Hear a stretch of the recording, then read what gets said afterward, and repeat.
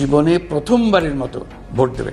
2025 সালের শেষ দিক থেকে 2026 সালের প্রথমার্ধের মধ্যে নির্বাচনের সময় নির্ধারণ করা যায়।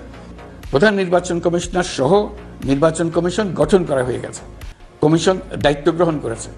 এখন থেকে তাদের হাতে দায়িত্ব ন্যস্ত হলো ভবিষ্যৎ সরকার গঠন করার প্রক্রিয়া শুরু করার। তারা তাদের প্রস্তুতির কাজ শুরু করেছে। তাদের হাতে অনেক কাজ। প্রথমে সবচেয়ে বড় কাজ ভোটার তালিকা হালনাগাদ করা। এটা এমনিতেই কঠিন কাজ। এখন কাজটা আরও কঠিন হলো এই জন্য যে গত 3টা নির্বাচনে ভোটারদের অংশগ্রহণ করার সুযোগ ছিল না। ভোটার তালিকা যাচাই করার সুযোগ হয়নি কারো। গত 15 বছরে যারা ভোটার হওয়ার যোগ্য হয়েছে তাদের সবার নাম ভোটার তালিকায় তোলা নিশ্চিত করতে হবে। এটা একটা বড় কাজ। ছাত্র জনতার অভ্যুত্থানের পর এখানে গলদ রাখার কোনো সুযোগ নেই।